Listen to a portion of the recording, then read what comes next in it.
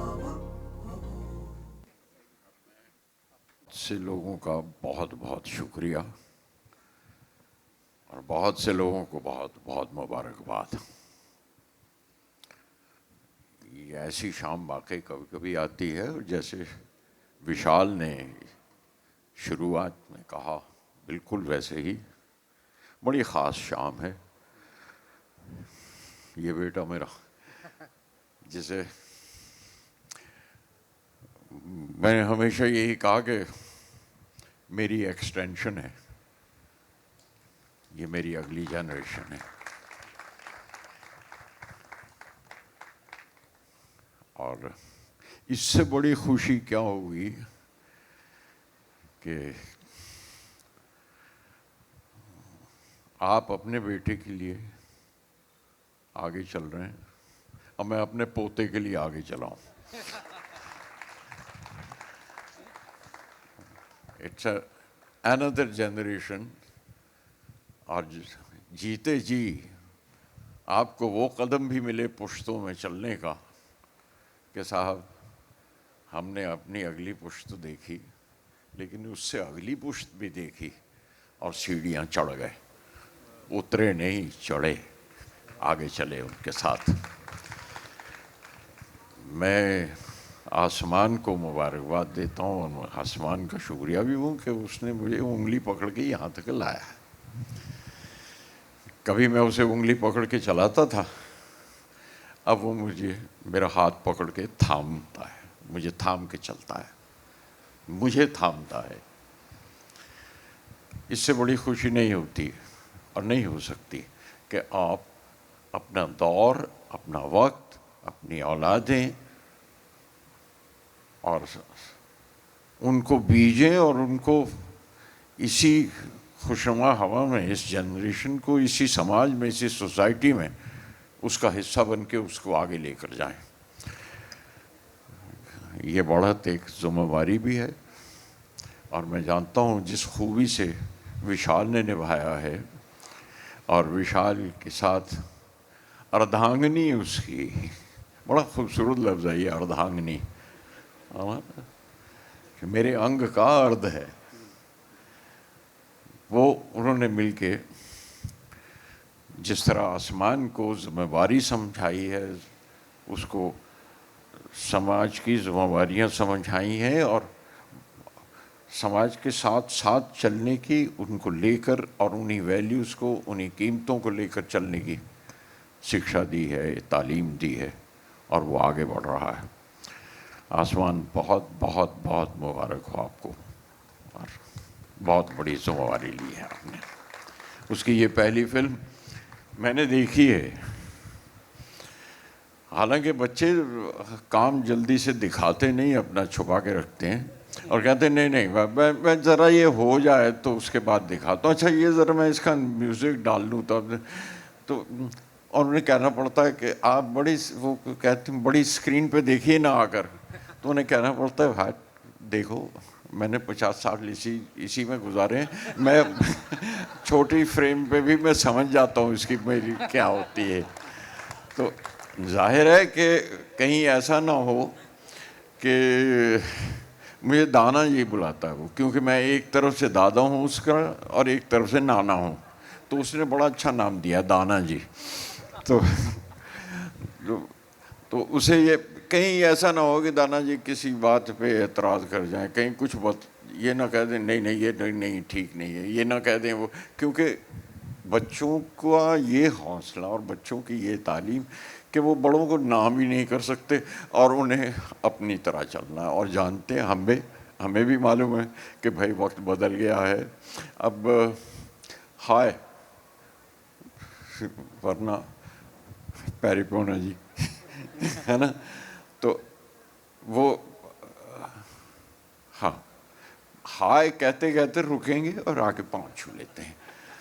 और लेकिन मज़े की बात यह है कि भाई पैरिपोना कहना छोड़ दो, हाय पैरी, लेकिन वो शिक्षा, वो तालीम जो उसने हासिल की है, संस्कारों की, अपनी तहजीब की, अपनी सभ्यता की, वो उसके साथ चल रहा है।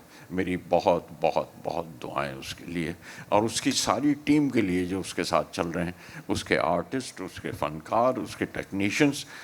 मैं उन सब को अपनी तरफ से दुआएं पेश करता हूँ और मुबारकबाद देता हूँ कि ये लम्हा आया, ये लम्हा जब हमने अगली जनरेशन के लिए देखा। बहुत बहुत मुबारक उन सबको। अब मुझे क्या करना होगा अब इसके बाद? तो आप बैठिए। तो मुझे यही लग रहा था, मैं आके मुबारकबाद ही दे सकता हूँ और दुआएं दे सकता हूँ सबको। जी, हम कुछ आपसे गुजारिश करेंगे कुछ पढ़ने की, कुछ जी हाँ, नज़में, वो कुछ तो आपने हुक्म दिया था मुझे। तो कुछ, लेकिन उससे पहले एक सवाल है कि विशाल जी की पहली फिल्म, एक सवाल है, एक ही सवाल है। एक ही सवाल। नहीं आप एक से तो ज्यादा वहाँ भी से पूछ अब सकते। तक कितना आपके अंदर क्या बदलाव हुए कि जब माचिस में विशाल जी के साथ काम कर रहे थे और अब आसमान की फिल्म के लिए विशाल जी के साथ म्यूजिक कर रहे हैं? कुछ देखिए, अंदर बदलाव जो मेरे अंदर हुए, वो अंदर का तो नहीं पता, बाहर का ही बता सकता हूँ कि कुछ धूप में बाल सफ़ेद हुए, कुछ हवा में खिड़की में बैठने से उड़ गए, है ना। वरना यही कहा करते थे धूप में बाल सफ़ेद होते हैं, हम ये कहते हैं कि जी हवा में बाल उड़ाते हैं। तो ये हुआ। और दूसरा ये कि धीरे धीरे जब बच्चे संभाल लेते हैं, मेरी बेटी भी फिल्म मेकर बन गई, वो इनसे सीखी है, ये बड़ा है ना घर में, तो इन्होंने सिखाया, वो शिक्षा इससे ली है मेघना ने, इनके साथ जुड़ी रही। तो जब वो जिम्मेवारियां लेने लगे तो ये अच्छा होता है कि आप आहिस्ता से पैर फैला सकते हैं, आराम कुर्सी पे पीठ लगा के बैठ सकते हैं, अब आपको सीधा बैठे रहने की ज़रूरत नहीं है। तो ये कुछ तब्दीलियां मुझ में आई हैं कि मैं बेफिक्र होने लग गया और देख रहा हूँ इन बच्चों की तरक्की को। लेकिन ये म्यूजिक बनाने का जो प्रोसेस बदला है पिछले 25-30 साल में, उसमें आपको आसानी हुई है एज ए लिरिक्स राइटर या एज अ नहीं, आसानी मतलब ये कि मुझे फिर से सीखना पड़ा ज़रूर, और वो सीखते रहना अच्छी बात है। गाने की फॉर्म बदली है, गाने का बहुत कुछ बदला है। मैं जैसे इससे पहले पंचम के साथ बहुत काम किया था, लोग जानते हैं मेरा पंचम का काम, लेकिन वो एक पूरा दौर है अपने आप में, और ये दूसरा दौर जो दूसरी कड़ी शुरू हुई है वो उससे आगे तक लेके गई है मुझे विशाल के साथ। मैं अभी तब से कह रहा था, तबू जी से कह रहा था कि पंचम को मुझ पर भरोसा था, वो ट्रस्ट करता था मुझ पे, उसे एतबार था कि ये कुछ अजीब सा लिखता है, पर ठीक ही कहता होगा, पर उसे पूरा समय में नहीं आता था।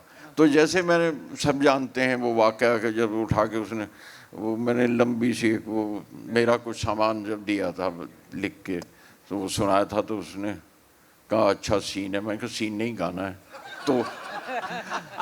तो उसने वो उठा के वो चौपड़ी कहता था, जो ये किताबें इस तरह पढ़ी, तो वो सारी गिरा दी, हटा इस चौपड़ी को यहाँ से। अजीब है यार, कल तुम कुछ आता जाता है नहीं तुम्हें, तुम कल टाइम्स ऑफ इंडिया लेकर आएगा, बोलेगा इसकी तर्ज बनाओ, इसका गाना बनाओ। तो इस तरह से वो एक दौर था कि उसको ट्रस्ट था।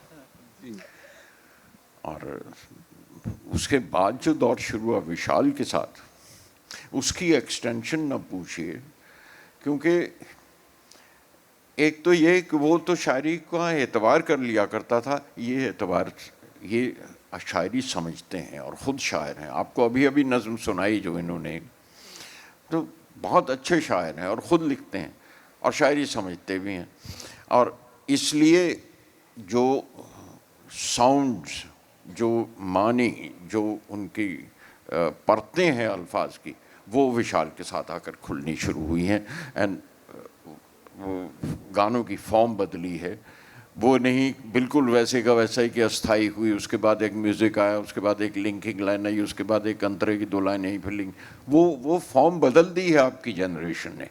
और उससे जो बड़ा फ़ायदा हुआ है वो ये, जो मुझे सीखना पड़ा कि गाना लिखते हुए ऐसा भी किया जा सकता है कि गाना उस बंध ही बंधाई एक फॉर्म से निकल के एक ब्लैंक वर्स, एक आज़ाद नज़्म की तरह, पोएम की तरह बहने लग गया है। अब वो ज़रूरी नहीं है कि इस संतरे में 2 लाइनें उसके काफ़ी मिलाओ यार, तो वो ज़रूरी भी नहीं है, और जहाँ ज़रूरत है वो किया भी। तो ये एक बहुत बड़ा बदलाव आया है गाने में। और दूसरा आप लोगों ने जो गाने में किया, तो और ये तो फिल्म मेकर भी हैं, कि ज़रूरी नहीं कि हीरो और हीरोइन गा ही रहे हैं, उनके होंठों पर है, ये ज़रूरी नहीं है। वो जिस मुकाम पर हैं, जो बात कर रहे हैं, पीछे बैकग्राउंड में लिप सिंक आहिस्ता आहिस्ता आहिस्ता कम होती चली गई, और अब नरेटर जो डायरेक्टर है फिल्म का, वो अपनी बात कह रहा है, या वो अपने पर्सपेक्टिव से वो बात कह रहा है। ये एक बहुत बड़ी तब्दीली आई है, और जिनको गाने का शौक़ है वो अच्छा है, उनके लिए लिप सिंक की भी कोई ज़रूरत नहीं है, आप गाइए ना, आज़ादी से गाइए। तो और इसमें मानी भी बदले हैं गानों के, नई इमेजरी दाखिल हुई है, और कुछ बड़ी फ्रैंकली बातें करने लग गए हैं ना, जो पहले ढकी छुपी कहा करते थे, बड़ी सीधी बात कहते हैं आज के डायरेक्टर और आज के म्यूज़िक कंपोज़र, जो उनके साथ, जो विशाल के साथ जो गाने हैं। जी, आपने भी तो उसमें आपने क्या अडेप्ट किया है, पर्सनल से सवाल करती हैं, आंखें भी कमाल करती हैं, पर्सनल से सवाल करती हैं, तो आपने इस आज की जनरेशन की ज़बान को आपने यूज़ किया है। हाँ, वे ये सही है कि आपका अगर पहनावा बदला है ना, आपके ड्रेसेस भी बदले हैं, वो फ़र्क भी बदला है कि एक जीन्स जैसा इनकलाब आया है, जो मर्द भी पहनते हैं, औरतें भी पहनती हैं, मजदूर भी पहनता है, और प्रेसिडेंट भी पहनता है। ये छोटा इनकलाब नहीं है। ये जो जीन्स की मैं नहीं पहनता, ये और बात है, लेकिन आप सोचिए कि वो क्लासेस का आप फ़र्क जो है वो बदल गया उससे, है ना, एक जनरेशन में, और जेंडर्स भी बदल गया, वो भी कॉमन हो गया। आपका रुतबा भी समाज का जो मतलब, हालांकि वो कई बार समझ में नहीं आता, क्योंकि जब बिटिया मेरी वो जीन्स पहन के आए, घुटनों से फटी हुए, नीचे से निकले हुए, कोहनियों से रेशे बह रहे हुए, तो उनसे कहना पड़ता है कि बेटा चलो तुम्हें एक नई ले दें, या निकाल दो, क्यों पुराने कपड़े देने से पहले बर्तन मिल जाते थे, इसका तो कुछ भी नहीं मिलेगा। तो वो भी फ़र्क आया है। तो आपका पहनावा बदला, आपका जल्दी में है, जाना है, या ये बर्गर कॉर्नर पे रहना है, ज़रा 2 बर्गर बांध के दे दे, जल्दी से जा रहे हैं बात करते हुए, ज़रूरी काम है, जाना है। आपका खाना पीना भी बदला है, उसका स्टाइल भी बदला है, तो ज़बान कैसे नहीं बदलेगी साहब? ज़बान का बदलना तो ज़रूरी था। आप अब ख़त भी नहीं लिखते, आप SMS किया और ख़त्म हो गई बात। उसके भी शॉर्ट फॉर्म बनने लगे। हाँ, कि EM ने उसे DSC से बात की, तो उसने T से कहा, तो ये समझ में नहीं आता, ये D पहले आता था, या J पहले आता है, या M पहले आता है, या L पहले आता है ना। लेकिन इस बदलाव के साथ आप चल रहे हैं, तो आप ये कैसे कह सकते हैं कि गाना तो वही रहेगा? ये तो नहीं हो सकता, वो भी बदलना था। जैसे मैं कई बार कह चुका हूँ कि आप ही के साथ हुआ था कि गोली मार भेजे में भेजा शोर करता है, भेजे की सुनेगा तो क्या मरेगा कल्लू। हाँ, अब हाँ, और मुझसे भी पूछा जाता है कि साहब ये आप क्या कर रहे हैं, मोरा गोरा अंगले के बाद ये भेजे में भेजा शोर करता है, गोली मार भेजे में, वहाँ से शुरू होता है। तो साहब मैं इतना ही कह सकता हूँ, उस जगह मैंने बहुत कोशिश की थी गालिब की गज़ल फिट कर दूँ, दिल नादा तो ये हुआ क्या है, आखिर इस दर्द की दवा क्या है, पर वो फिट नहीं हो रहा है ना। तो आपके साथ ही लिखा होगा ना, तो जो आपने सिचुएशन बताई उस के जैसी आप फिल्म दिखाएंगे वैसे बना के देंगे, और फिल्में भी बदलेंगी तो आपके दौर के मसलों के साथ बदलेंगी। आपके मसले बदल गए हैं, वरना कहाँ खुल के कह सकते थे। आपकी जनरेशन कह रही है, बात करती है। और आसमान की फिल्म, अब कुत्ते टाइटल उस जमाने में तो नहीं रख सकते थे, आप बंद नहीं रख सकते थे, है ना, मेघा रख सकते थे, मेघदूत रख सकते थे, हाँ। लेकिन ये सीधी सी बात है कि ढक छुप के बात क्यों करते हो, सीधी सी बात करना कुत्ते, तो रखा उसने टाइटल, तो दिया है। यही सवाल था। जी जी जी, बिल्कुल बिल्कुल। तो अब कोई एक नज्म अगर आप सुनाएं तो, जो आप। जी हाँ, मैं ये माइक दूँ आपको? इस माहौल से जी, ये माइक लगा के दूँ आपको, पढ़ने में आसानी होगी, आप पढ़ पाएंगे? हाँ लगा दीजिए तो आसानी हो जाएगी।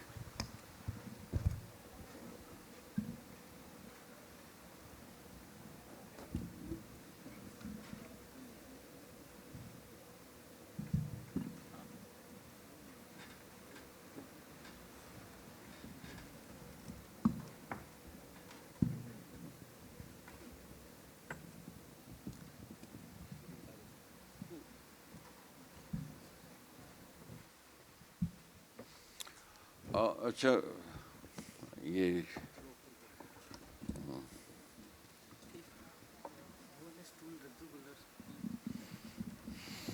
जी क्या,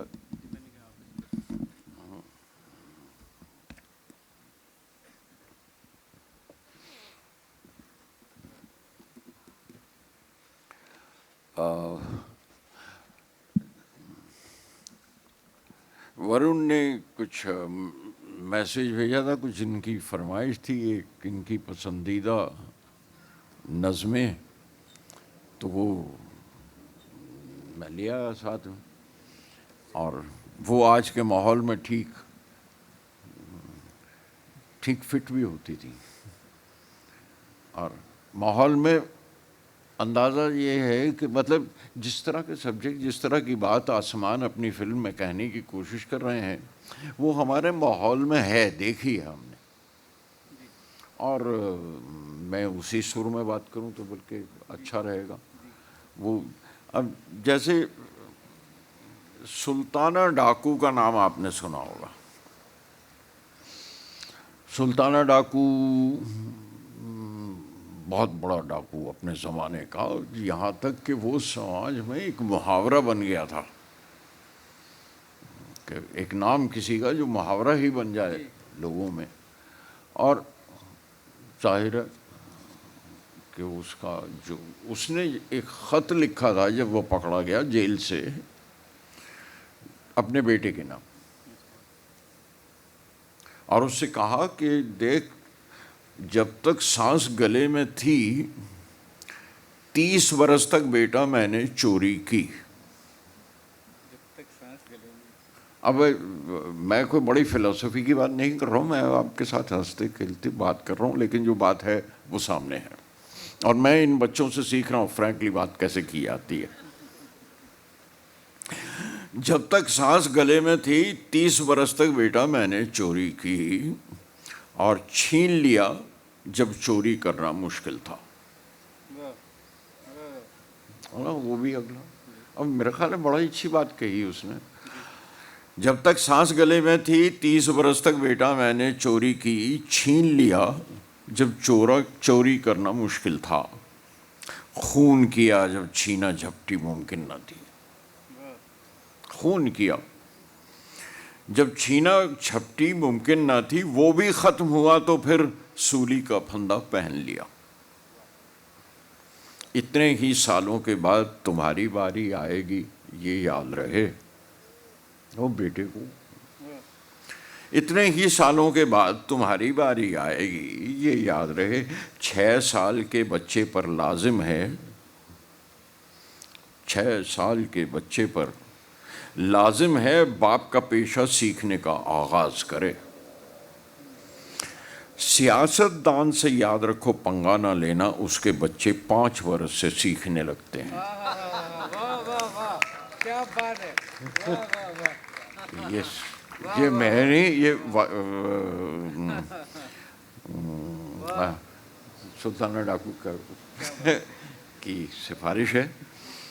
और एक और है सेल्फ मेड। जी मैं वही पुनिया के, ये भी माहौल आपके सामने है।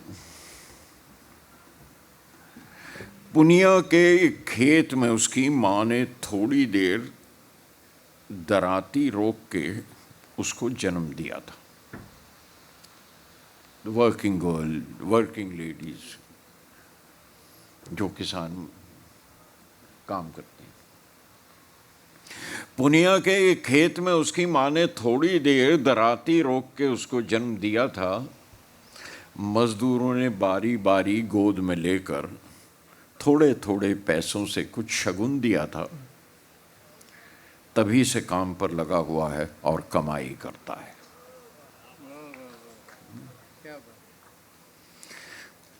इस नज्म का नाम है सेल्फ मेड। पुनिया के एक खेत में उसकी माँ ने थोड़ी देर दराती रोक के उसको जन्म दिया था। मजदूरों ने बारी बारी गोद में लेकर थोड़े थोड़े पैसों से कुछ शगुन दिया था। तभी से काम पे लगा हुआ है और कमाई करता है। भीख में अच्छे पैसे थे। हाथ पांव पे पट्टियां बांध के माँ मंदिर के दरवाजे पर रखाती थी। बाप उठा के ले आता था। अपने दूध के पैसे रोज कमा लेता था। भीख मांग के बीड़ी पीना सीख लिया था। होटल पर बाहर वाले की चाय लेकर ट्रक वालों को जाकर देना, पैसे 2 पैसे की चोरी वहीं पे सीखी। बाद में सीखी हाथ सफाई। बाद में सीखी हाथ सफाई। चोरी चकारी तो मामूली फन है, अब हाथ सुपारी लेता है। चोरी चकारी तो मामूली फन है, अब हाथ सुपारी लेता है। कानून के लंबे हाथों के वो नाखून काटता है। जुर्म की गंदी गालियों में उसकी 2 नालियां चलती हैं। छोटा मोटा डॉन वॉन कहलाता है। छोटा मोटा डॉन वॉन कहलाता है। सेल्फ मेड है कहता है। भूल गया ये बनने में कितने लोगों के हाथ लगे हैं। पूरे एक समाज के सिस्टम ने मिलकर ये कोशिश की, तब डॉन बने हो। कभी कभी होती है एलर्जी। पुरानी नज़मों के खोलने से कभी कभी होती है एलर्जी। किसी पुराने ख्याल की धूल उड़ के जाती है नाक में तो झड़ी सी लगती है एक छींकों की, और कुछ रोज़ नज़ला लग जाता है पुराने दिनों का मुझको। पुरानी नज़मों के खोलने से कभी कभी होती है एलर्जी। किसी पुराने ख्याल की धूल उड़ के जाती है नाक में तो झड़ी सी लगती है एक छींकों की, और कुछ रोज़ नज़ला लग जाता है पुराने दिनों का मुझको। पुराना सा एक ख्याल कि दिन तो टोकरी है मदारी की। पुराना सा एक ख्याल कि दिन तो टोकरी है मदारी की, और रात जैसे उसका ढक्कन। हमारे मदारी जिस तरह से बब्बन मदारी था, वो भी इसी तरह की टोकरी लाता था, कुछ कबूतर निकालता था। पुराना सा एक ख्याल कि दिन तो टोकरी है मदारी की, और रात जैसे उसका ढक्कन। गिरा के ढक्कन तमाशा अपना उठाया बब्बन ने, और गली पार कर गया वो। मदारी मुझको खुदा लगा जब मैं छोटा था तब। खुदा मुझे मदारी मुझको खुदा लगा जब मैं छोटा था तब,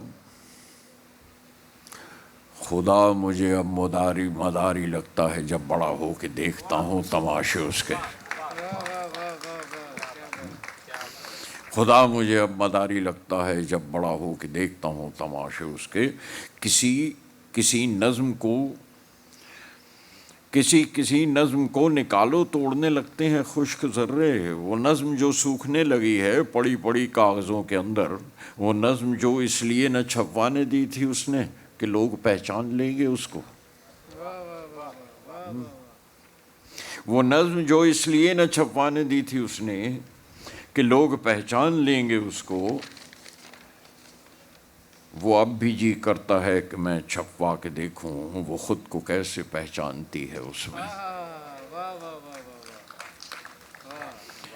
मैं खांस लेता हूँ सांस में जब अटकने लगते हैं खुश्क ज़र्रे। पुरानी नज़मों से एक महक आती है मुझे उन रज़ाइयों की जो गर्मियों में सुखाई जाती हैं धूप में। हमारे घरानों में देखा होगा। पुरानी नज़मों से एक महक आती है मुझे उन रज़ाइयों की जो गर्मियों में सुखाई जाती हैं धूप में, इसलिए कि इस बार जब वो ओढ़ें नमी न रह जाए पिछली नींदों की कोई उसमें। कोई चकत्ता हो ख्वाब का तो वो साफ कर दें। भरी सी छींक आके रुक जाती है हमेशा, पुरानी नज़मों के खोलने से कभी कभी होती है एलर्जी। वाह, शुक्रिया शुक्रिया शुक्रिया।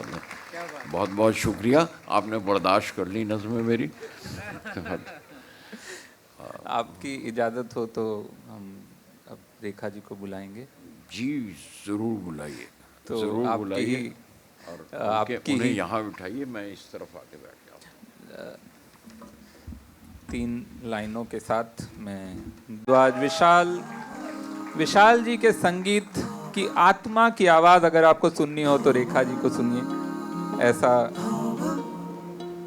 हमारा सौभाग्य है। रेखा जी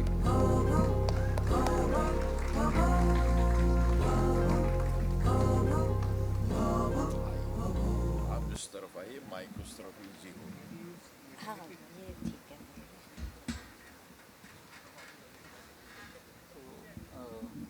हाँ वहीं माइक इसको ऐसे ही रहने दो।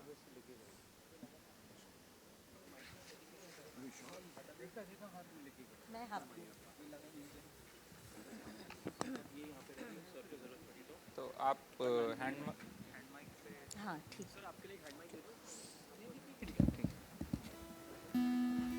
साइड में कर दो, मैं ले लूँगा।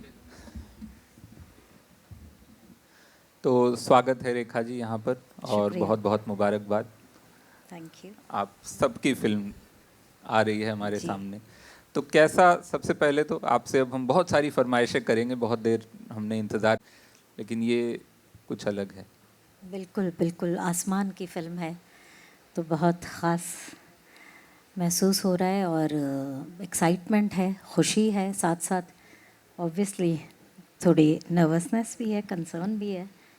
माँ हूँ तो वो तो मेरा बनता है वैसा महसूस करना।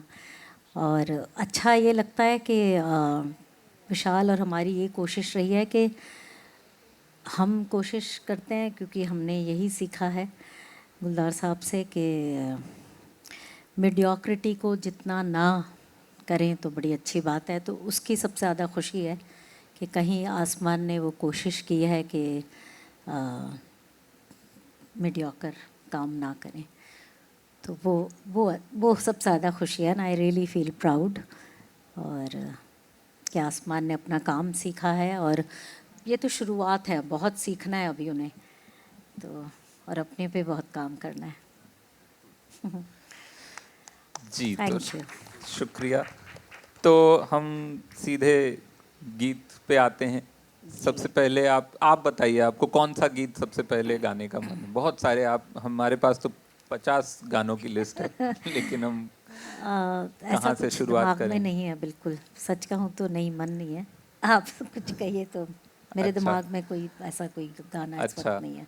तो आप आप दोनों मिलके ओ साथी रे गा। ओ साथी रे, हाँ बिल्कुल। हाँ, मैं वो सीक्रेट पूछ रहा था, मैंने सोचा सब ना सुने। ओ साथी रे। ओ साथी रे सुनाते हैं। डन।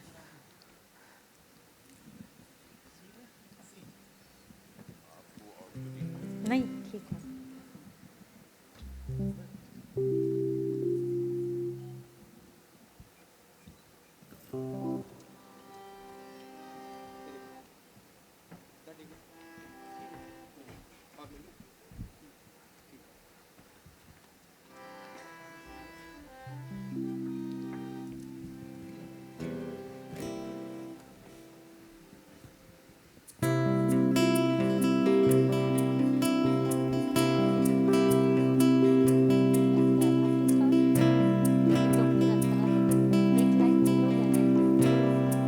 ओ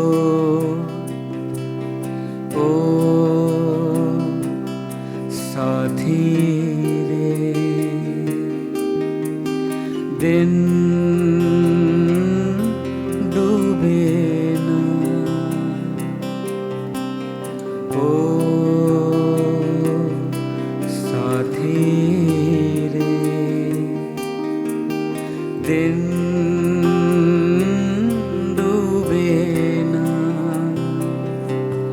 आचल दिन को रोके, धूप के पीछे दौड़े, छाँव छुए ना, ओ साथी रे। ओ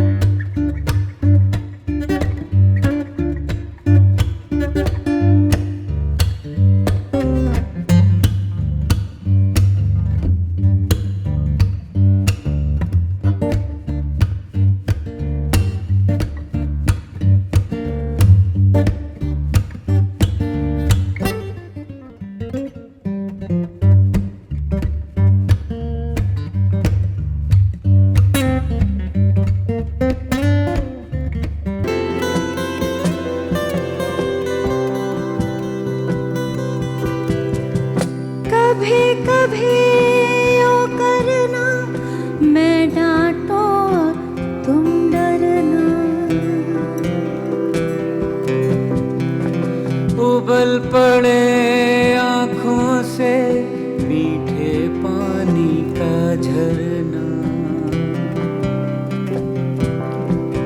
तेरे दोहरे बदन में सिल जाऊंगी मैं, जब करवट लेकर छिल जाऊंगी मैं, संग ले जाऊं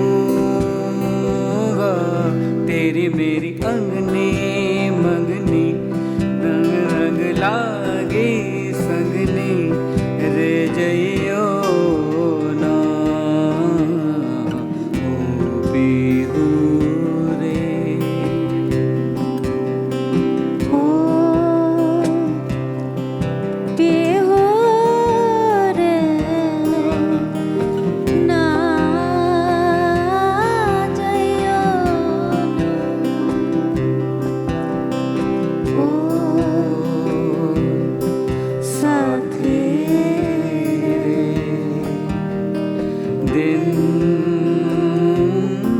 डूबे ना। शुक्रिया, थैंक यू। शुक्रिया शुक्रिया शुक्रिया शुक्रिया। और हमारे musicians Bhaskar on percussions, Devorpito on keys and Mayukh on guitar. एक और गीत की फरमाइश, नमक किसका। जरूर।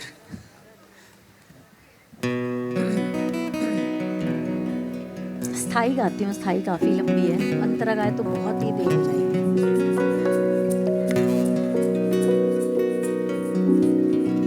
मैं चांद निगाह गई हो जी, मैं चांद निकल गए दया रे।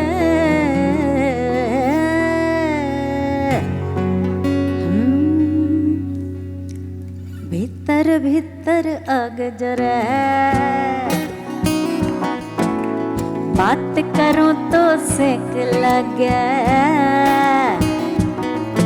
आज भीतर भीतर आग जरे, बात करूं तो सेक लगे। हो मैं चांद निकल गई दया रे, अंग पे ऐसे छाले पर है तेज था छौका का करूं। शीशे करते मैं मरो, जबा पे लगा जी रे, जबा पे लगा रे। नमक इश्क का है तेरे इश्क का, जबा पे लगा रे। नमक इश्क का है रे तेरे इश्क का। बलम से मांगा रे, बलम से मांगा रे, बलम से मांगा रे। नमक इश्क का है तेरे इश्क का, जबा पे लगा रे, जबा पे लगा रे। नमक इश्क का है रे तेरे इश्क का, है रे तेरे इश्क का। Thank you. वाह, कमाल कमाल कमाल, शुक्रिया शुक्रिया। तो महफिल को आगे बढ़ाते हैं जी। और आज की ये महफिल खास के जो असली सूत्रधार हैं, असल में जिनकी वजह से ये महफिल है, वो हैं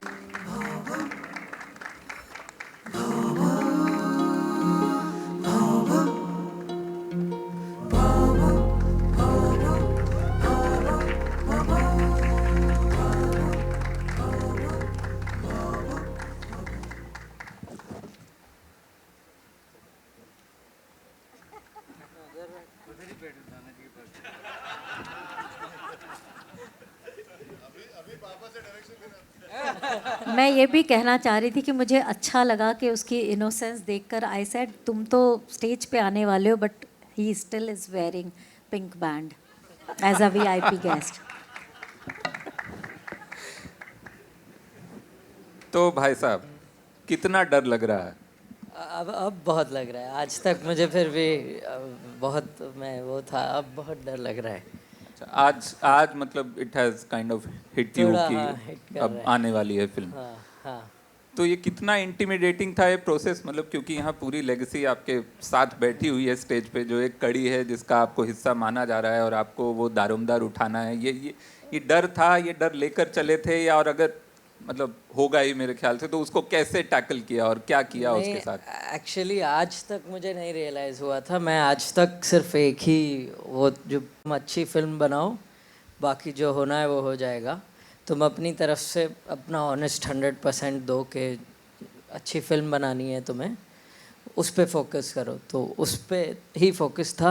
आज थोड़ा ऑडियंस में बैठ के जब देख रहा था सब, तब थोड़ा आज लगा कि मतलब अच्छा, तो महफिल का मजा सब ले रहे हैं तुम्हारे सिवा, ये कह रहे हो? हाँ।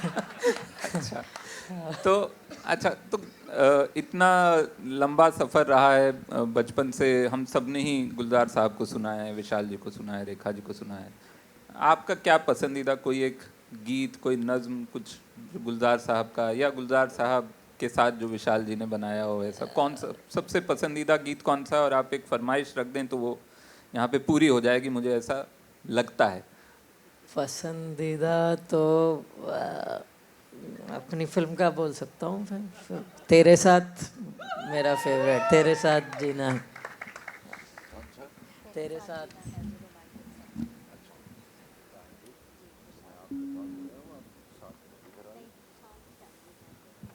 अब स्थाई गा देता हूँ उसका। हाँ, एक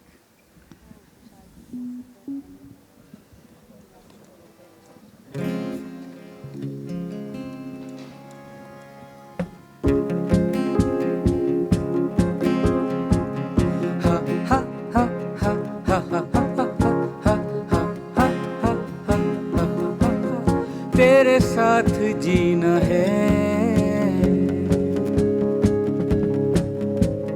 मेरे साथ मरना तू, तेरे साथ जीना है,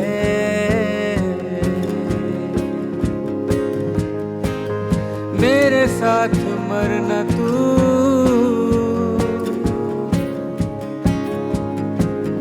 ऐसे ही बारिश बरसती हो, बादल गरजते हो, तू पास ही रहना। हल्के अंधेरे की चादर में इतना हंसाना कि आ जाए आंसू, तेरे साथ जीना है, मेरे साथ मरना तू।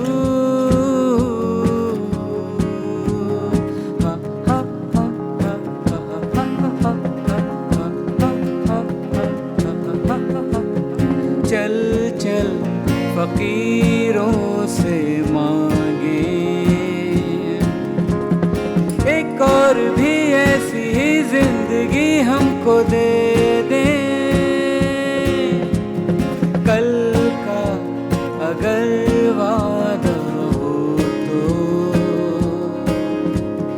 मंजूर है, आज चाहे तो वो जान ले ले। मेरे जिस्म में बसी रहे तेरी ही खुशबू, मेरे साथ मरना तू, तेरे साथ जीना है,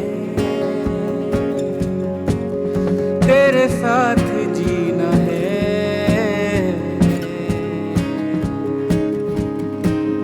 मेरे साथ मरना तू।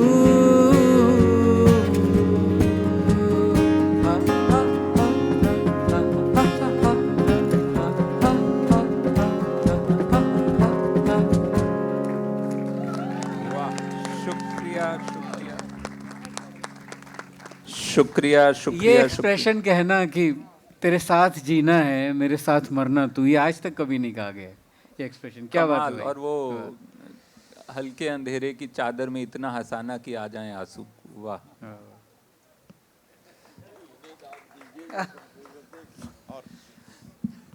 मैं यही बात कह रहा था कि विशाल के साथ गानों की एक्सटेंशन हो गई है, क्योंकि वो खुद शायर हैं और समझते हैं, ज़बान समझते हैं और खींच लेते हैं मिसरा आगे। तो मैं इनके साथ साथ चल देता हूँ और मिसरा कहता हूँ, उनकी वजह से कहता हूँ। वो क्रेडिट गोज़ टू विशाल, उनकी वजह से। और क्या कॉम्पोजिशन है इस गाने की, क्या खूबसूरत कॉम्पोजिशन। थैंक यू भाई। और आसमान ने पिक्चराइज भी बहुत खूबसूरत किया है, ये मैं आपको पहले से आगाह कर दूँ। बहुत खूबसूरत पिक्चराइज हुआ है ये, बहुत अच्छा लगा था बेटा। जी, इसी आप माइक अपने पास रखें, क्योंकि एक और नज़्म अगर आप कोई प्यार भरी नज़्म या तकरार भरी नज़्म, जो भी आपको। मेरी मुश्किल ये है कि मैं काश मेरी 2% मेमोरी होती जावेद साहब की तरह, तो मुझे याद रहता। जावेद साहब पूरे दीवान पड़ जाते हैं, अब मुझे हर दफ़ा देख के पढ़ना पड़ता है। मैं